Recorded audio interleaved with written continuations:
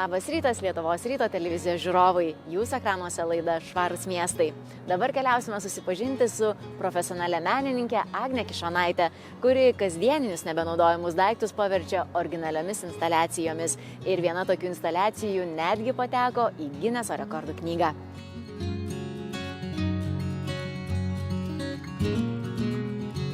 Agne, papasakokit, kaip menas atsirado jūsų gyvenime ir kada buvo tas konkretus momentas, kai supratote, kad menas tapo jūsų profesija? Na, iš tikrųjų, su menu aš gyvenu labai ilgai, nes mano tėtis buvo intarsijos, inkrustacijų meistras. Ir tais laikais, kai tarybinėse butose visi gyveno su vienodom sekcijom, vienodais baldais ir vieni kitų klausdavo, kokie pas tave baldai, tai mano tėtis buvo sukūręs butui visą interjerą, visus baldus, aš jau tada gyvenau kitaip ir supratau, kad tai labai turėjo daug įtakos mano gyvenime. Ir aš labai natūraliai pasukau į menus. Iš pradžių mokiausi 9 metus muzikos, bet paskui, besimokydama muzikos, aš supratau, kad labai norėčiau išmokti nupiešti žmogų. Ir tai buvo mano pagrindinis tikslas ir aš to išmokau per 3 metus. Pradėjau mokytis Klaipėdoje Eduardo Balsio menų gimnazijoje. Ten buvo labai daug skirtingų dailės sričių. Ir supratau, kad viskas, aš su to noriu sėtis visą savo gyvenimą. Šiandien apie ką yra jūsų kūryba ir kiek jūsų kūriniuose yra jūsų pačios gyvenimiškų patirčių, tam tikro jūsų kaip asmenybės atspindžio?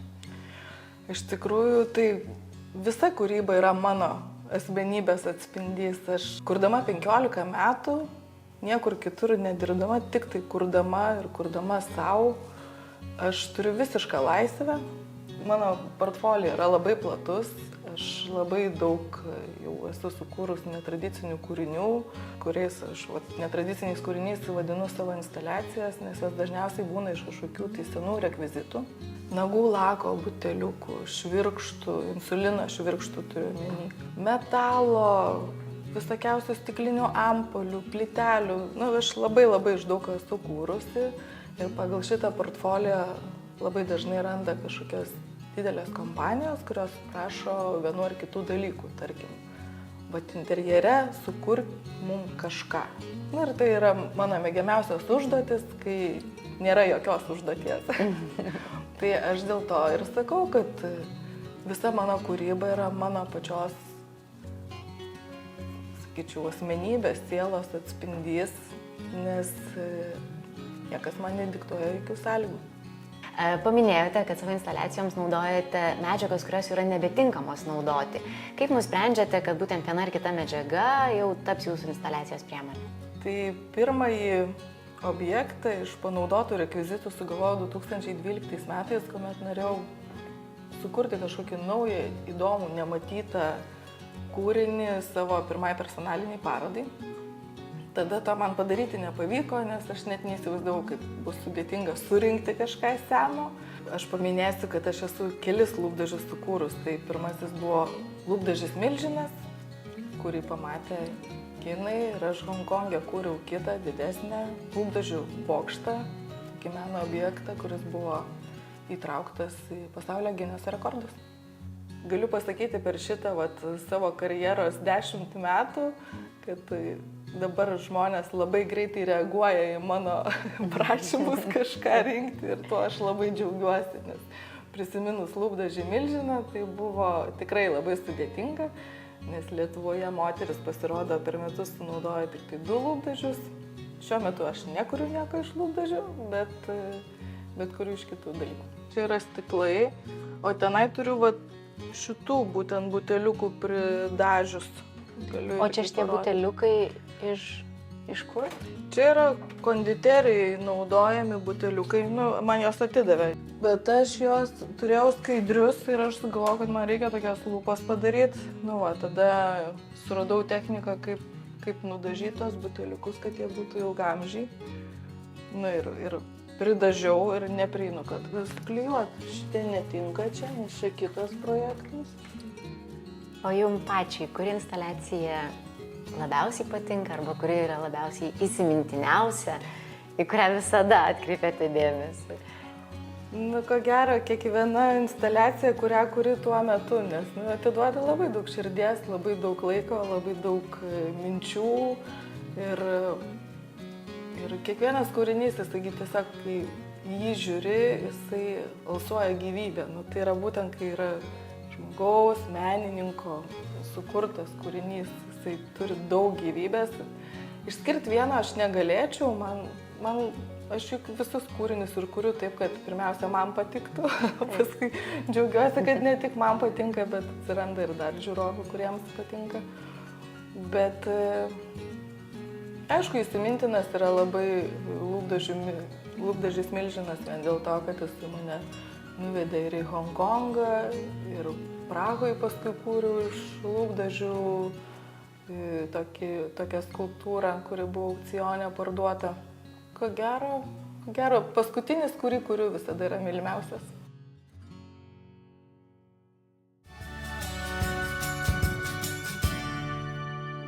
Kiekvieną dieną mes susidurėme su iššūkiais dėl pakuočių.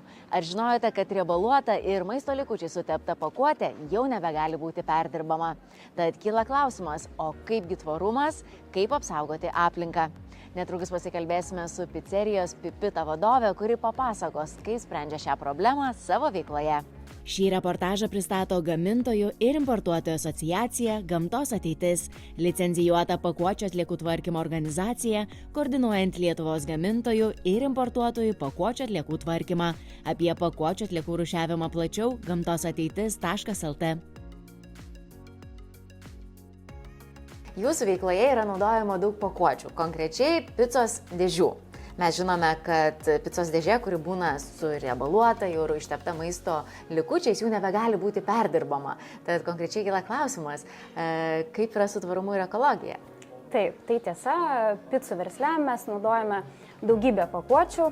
Viena iš pagrindinių tai picų dėžės. Tai svarbus klausimas, kadangi šiuo metu labai didelis dėmesys yra tvarumui ir aplinkos apsaugai. Tai šiuo atveju mes naudojame specialius popierius, į picų dėžes dedame ir taip stengiamės užtikrinti pakuotės, kad dėžes būtų galima perdirbti. Už Pipita picerijos vardo slepiasi stiprus dukros ir mamos, kuri šią piceriją įkūrė ryšys. Nuo mažens stebėjusi, kaip mama su atsidavimu ir rūpesčiu dirba, kad kiekvienas lankytojas išeitų su šypsena, šiandien Simona perėmė vadovės pareigas, o mama liko geriausia patarėja. Ši vieta per daugiau nei 20 metų išaugo net į 5 restoranų tinklą ir toliau kiekvieną dieną stengiasi, kad pica būtų daugiau nei patiekalas, o kiekvienas lankytojas čia jaustųsi kaip namuose. Šiandien yra populiaru maistą išnešti į namus. Ko pasakoje reiškia, kad reikės dar papildomų priemonių, ar ne? Pica pakuojama ne tik į picos dėžes, bet reikalingi ir vienkartiniai įrankiai, servetėlės, padažai, kurie yra dedami į plastikinius indelius. Kaip tvarkotės šioje situacijoje? Tai šiuo atveju mes renkamės principą pagal poreikį, kaip sakau, kad žmogui, klientui atvykusiam ar telefonu susisiekusiam, jam leidžiame rinktis, ar reikės įrankių, servetėlių, maišelių, tai taip pat stengiamės ir sumažinti tą visą nereikalingų atliekų kiekį. Taip pat turime įrankius, indus, išsinešimai, kuriuos galime perdirbti. Ar mes galime pamatyti, kaip atrodo tvari picos dėžė? Taip, žinoma, galime keliauti viršų, kur pizzą pasigaminsite patys ir ją susipakuosit. Puikiai, keliaujam. Taigi, atvykome į picų zoną ir kur šefė jūs pamokins kepti pizzas. Sveiki, laba diena. Sveiki. Aš neturiu daug praktikos, ar bus labai sudėtinga iškepti pizzą? Nelabai. Ar tikrai? Pabandysim. Gerai, pamėginam.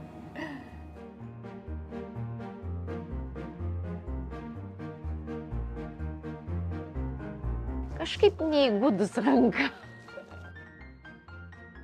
O kada jau žinot, kada jau užtenka, kad jis nebūtų nei per storas, nei per plonas? Kažkaip, nežinau, savaime gaunasi, jau įpratusi. Kažkaip jau čia tikriausiai po 10 jau supranti, koks turi būti storis picos blyno. Dabar mums reikia padažo.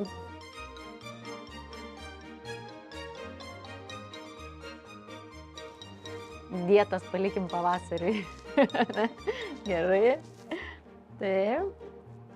Mes kepsime pizzą Venecija su krevetėmis.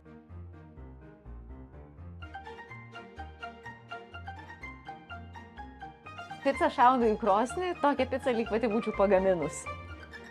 Palaukit, o tai kaip dabar, taigi nebeliks? O kaip dabar išimt? Pakibo, gerai, išimkit. Kaip skaniai iškepė. Mano pirmą kartą iškepta pica. Su pagalba, ačiū, bet iškepta pica. Žiūrėkit, kokia gardi. Pica atrodo labai skani, bet didelė. Tad ko nesuvalgysiu, įsidėsiu įsinešimui į tvarę picos dėžę.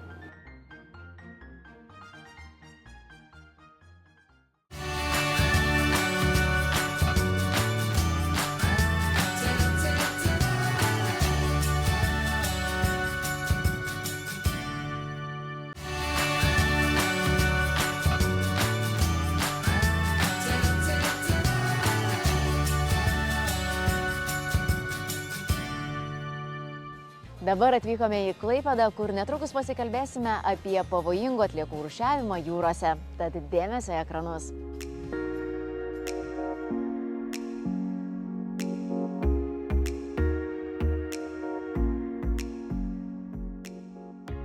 Siūlote atliekų tvarkymo ir valymo paslaugas ne tik Lietuvoje, Baltijos šalyse, bet ir Suomijoje. Papasakokite, su kokiamis ekologinėmis problemomis susidurėte. Tai paslaugas teikiame Klaipėdos uoste, visoje Lietuvoje, Baltijos šalyse ir Suomijoje. Dėl sumažėjusios krovos Klaipėdos uoste nusprendėme diversifikuoti veiklą, išplėsti veiklos geografiją ir taip, šiuo metu teikiame paslaugas kartu su partneriais Baltijos šalyse ir Suomijoje. Pagrindinės ekologinės problemos, su kuom susidurėme savo veikloje, tai yra neleistina tarša, istorinė tarša, neleistinas atliekų išmetimas į gamtinę aplinką ir iš to kylantis padariniai. Tai iš tikrųjų pavojingos atliekos, pakalbėkime apie jas. Kaip jas tvarkote, valote, kad būtų saugu ir atsakinga? Priėmę atliekas, ištiriame jų taršos parametrus, nustatom cheminę sudėtį. Po to yra vykdomas pirminis atliekų apdorojimas, iš po ko gaunamos 3 frakcijos, kalbant apie skystas naftos atliekas. Yra atskiriamos gamybinės nuotekos, naftos koncentratas ir naftos dumblas arba naftos šlamas. O yra ekologiniai projektai, kuriais didžiuojatės ir galite pasidžiaugti? Iš ties taip, galėčiau išskirti šiais metais importuotas 2 tanklaivių partijas, tai pirmieji Baltijos šalyse importavom skystas naftos atliekas ir niekas iki mūsų to nėra daręs. Tai matom poreikį rinkoje ir ketiname plėsti šitą kryptį.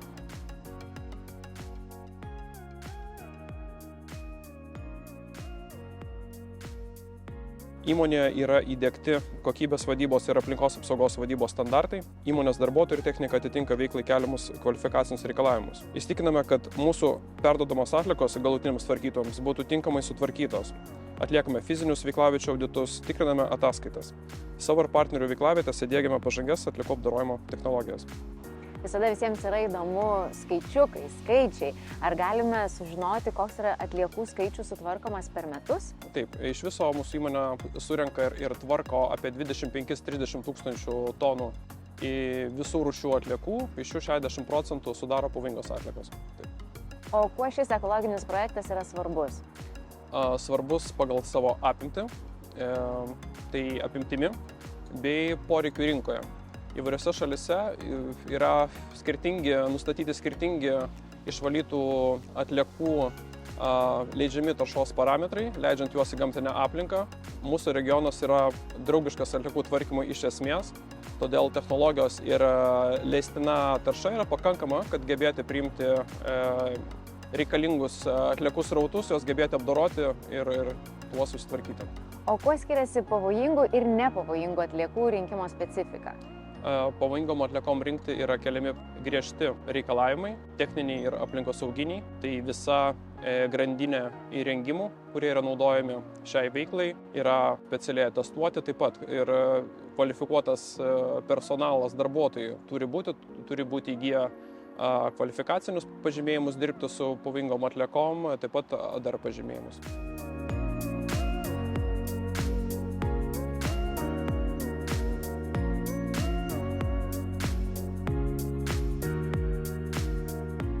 Kaip minėjau, laive yra 12 talpyklų skirtų skystiems kroviniams laikyti. Įmonė yra paskyrusi skirtingas talpas skirtingoms atliekoms sandėliuoti, apdoroti, kas leidžia tinkamai tvarkyti toliau atliekas, jų nemaišyti tarpusavę, kas yra neleistina ir be abejo maišytų atliekų apdorojimo technologijų pačiai iš esmės. Tai atliekų tvarkymas prasideda nuo atliekų identifikavimo ir jų tinkamo rūšiavimo, ką mes ir atliekame, taip pat naudodami šitą takolį.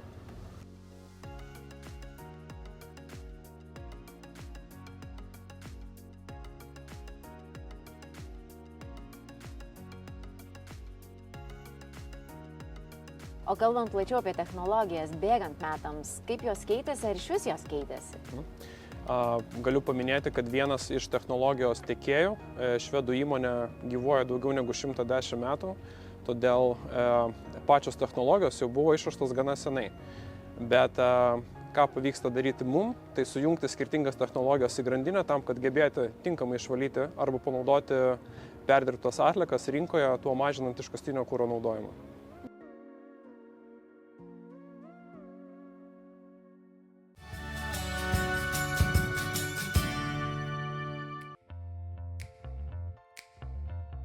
Na, aš niekada negalvojau užsiimti advokato praktiką, nes mano teisininko karjera prasidėjo 92 metais, baigus iš karto Vilniaus universitetą ir prasidėjo valstybinė institucija, aš dirbau Teisingumo ministerijoje, įstatymų leidyboje, buvau labai patenkintas tuo darbu, jis buvo be galo įdomus. Po to dirbau vertybinių popierių komisijoje, buvau komisijos narys. Taip pat buvo įdomus darbas. Na, bet tačiau pasibaigus kadencijai ėjau į privačią praktiką advokato ir ta praktika mane įtraukė įvairiose srityse ir galimybė pritaikyti savo žinias teisėkūroje, kurias aš įgijau, o žinios buvo įvairiose srityse. Ir vat nuo 2003 metų, nuo 2 metų aš užsiimu advokato praktiką, o nuo 3 metų esu įsteigęs kontorą, keitėsi jos pavadinimas. Nusistovėjo toks, kaip dabar yra, Emio Kučiausko ir partnerio advokatų kontora Eksproma. Užsiimam, plečiamės teisinę praktiką, atstovaujam bylose ir nuo 11 metų kažkur tai atsirado tokios ir naujos veiklos sritys, kaip, sakysim, įmonės elektros energijos gamintojai. 11 metais buvo priimtas atsinaujinančių energijos išteklių įstatymas. Buvo nustatytos gana palankios supirkimo kainos elektros energijos. Taip su energetikos sritimi susipažinau, su kuria anksčiau, tirdamas gal valstybinėse institucijose, mažiau buvau susipažinęs, tai teko su šia sritimi susipažinti. Kiekvienam versle viskas priklauso vis tik tai nuo tam tikros šakos ūkio, kuriame veikia viena ar kita įmonė. Ir jeigu nori suteikti įmonei paslaugas, tai visada susijęs su specifika, kurią lemia būtent viena ar kita veikla.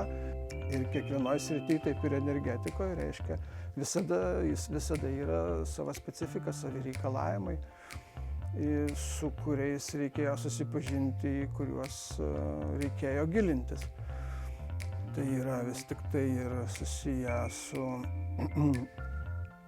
su leidimais gamintojams, sakysim, elektros energijos gamintojams leidimais, su poveikio aplinkai vertinimu, kuris reikalingas stambesniems gamintojams, ne tiems smulkiesiems, kurie ten pradžioje steigėsi ir įrenginėjo elektrinės, sakysim, savo poreikiams, vartotojams. Jau komerciniams, taip vadinamiems gamintojams, taip, jiems jau reikalingi buvo ir gamybos leidimai ir kiti reikalavimai taikomi. Vyraujančios sritys, sakyčiau, statybų ranga. Statybų ranga, ginčai tarp užsakovų ir rangovų, tarp subrangovų generalinių rangovų. Taip pat iš verslo srities, sakyčiau, teisinis auditas, iš privačios srities būtų svarbu paminėti santuokos nutraukimas, turto paveldėjimas, turto dalybos, santykiai tarp bendrasavininkų aplamai, kai yra reikalinga pasidalinti turtą, bendrą turtą, kaip žemės, taip ir pastatų ar bet kokio kito turto dalybos. Tokios pagrindinės bylos, peticijos Europos žmogaus teisių teismui šiuo metu yra, sakyčiau, tokios pagrindinės sritys. Šiandien tai buvo viskas, ką jums norėjome parodyti. Ačiū, kad žiūrėjote. Pasimatykime ir kitą šeštadienį, 11 val. Per Lietuvos ryto televiziją.